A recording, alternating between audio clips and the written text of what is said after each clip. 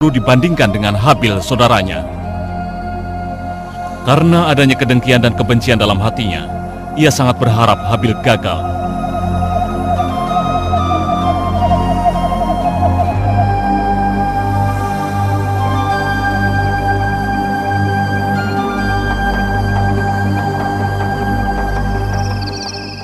Akhirnya kau kembali juga.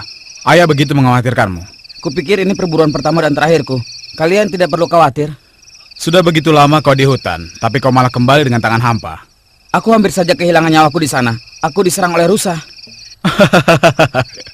Kupikir kau berkelahi dengan singa, dengan tangan kosong. Qabil, sudahlah. Apa ayah marah padaku?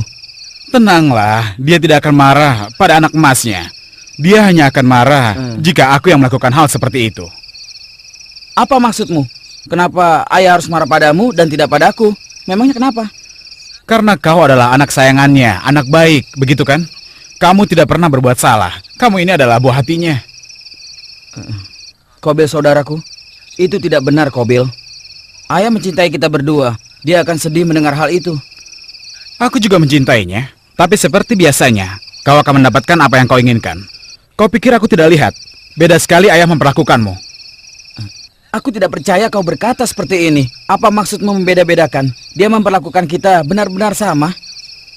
2 hari yang lalu, aku memohon untuk berburu, tapi tidak diizinkan. Malah kau yang diizinkan.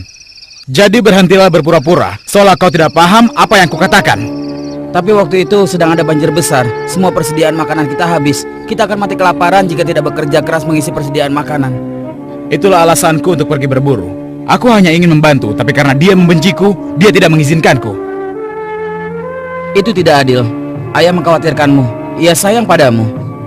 Aku juga sayang padanya, tapi ia akan lebih memperhatikanku jika kau tidak merusaknya. Kau tidak serius dengan ucapanmu itu, kan?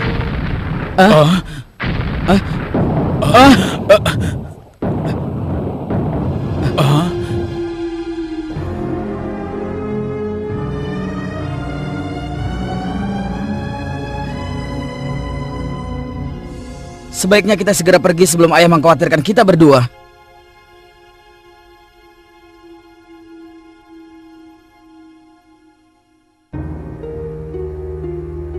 Nabi Adam adalah seorang ayah yang penuh kasih, yang mencintai kedua anaknya. Tetapi ia tahu bahwa dalam hati Qabil berkobar rasa iri yang dipicu oleh bisikan setan yang membuatnya menjadi jahat. Adam mencoba melunakkan hatinya dengan memberinya pekerjaan menanam gandum. Dengan harapan cara itu akan membuat pribadinya yang kasar menjadi lembut. Demikian pula untuk membantu Habil mempertahankan sifat sabarnya, Adam memberinya pekerjaan memelihara ternak. Tapi bisikan setan terus-menerus menghasut pikiran Qabil. Karena tidak mampu menolak pengaruh setan, Qabil sering mengikuti bisikan itu. Tapi tidak ada yang mengira bahwa setan akan menyesatkannya begitu jauh. Qabil, sekeras apapun usaha untuk menjadi anak baik, tetap saja ayahmu akan lebih mencintai Habil daripada dirimu. Kau harus melupakannya sebagai saudaramu, atau seluruh keluargamu akan memusuhimu.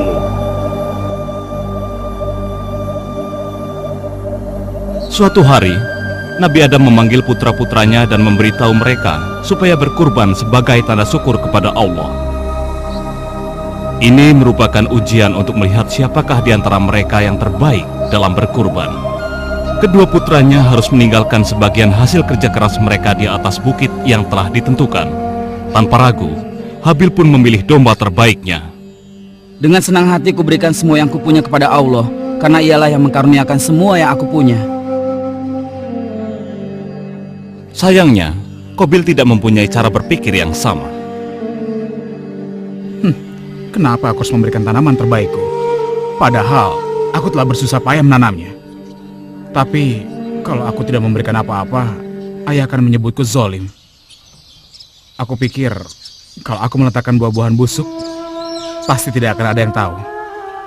Dan ayah pasti tidak akan meremehkanku lagi. Ternyata akalku ini cerdik juga ya. Qabil pun sampai ke bukit tempat meletakkan kurban.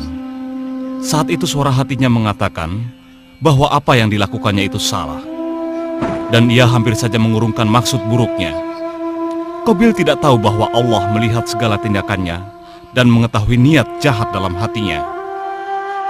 Akhirnya ia pun melanjutkan meletakkan buah-buahan busuk tersebut.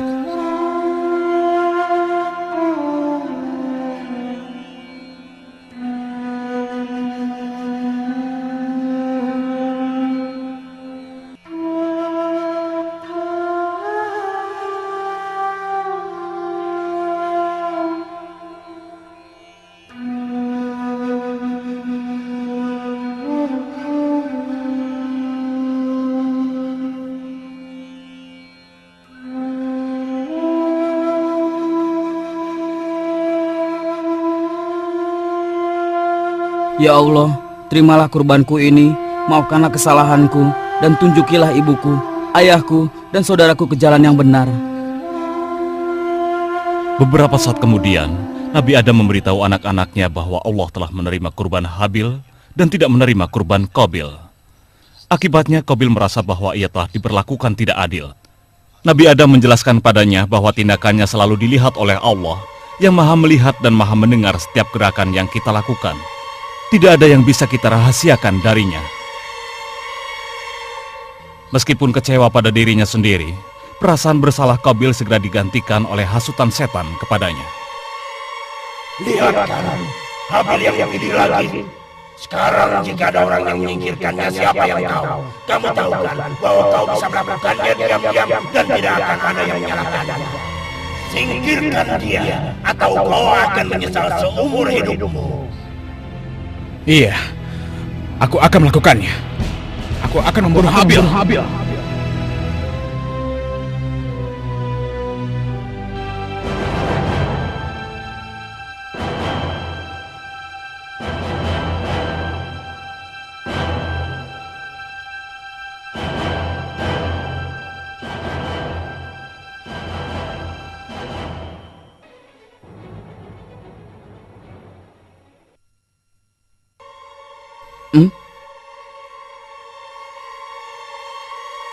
Kenapa kau diam saja?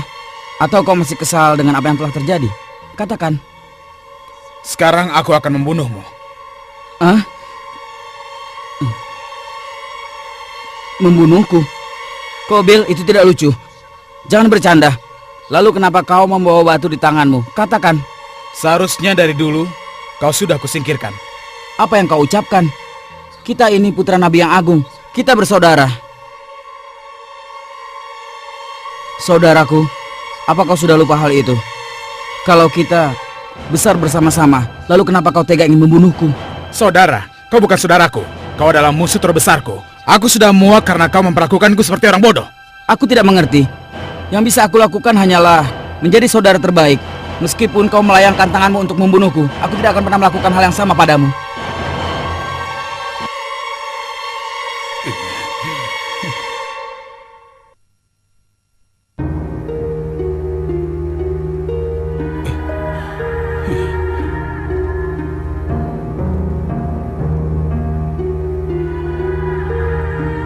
Sial! Habil sangat sedih atas kejadian hari itu. Dia baru menyadari betapa dengki saudaranya kepadanya.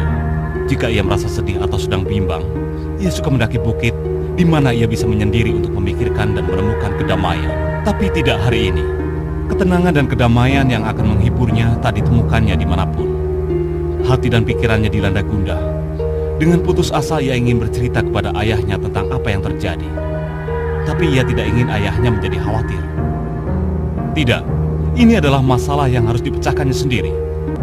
Ia berharap setelah beberapa hari Qabil akan tenang untuk kemudian dapat bersama-sama Qabil membasmi pikiran jahat yang melandanya.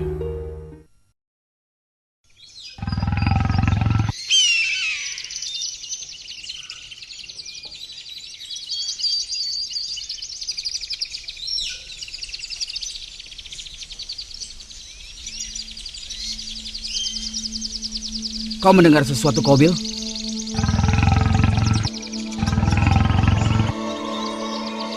Aku yakin itu singa atau harimau pemangsa manusia. Sebaiknya kita pergi dari sini. Jangan katakan kalau kau ini seorang penakut. Baiklah, tapi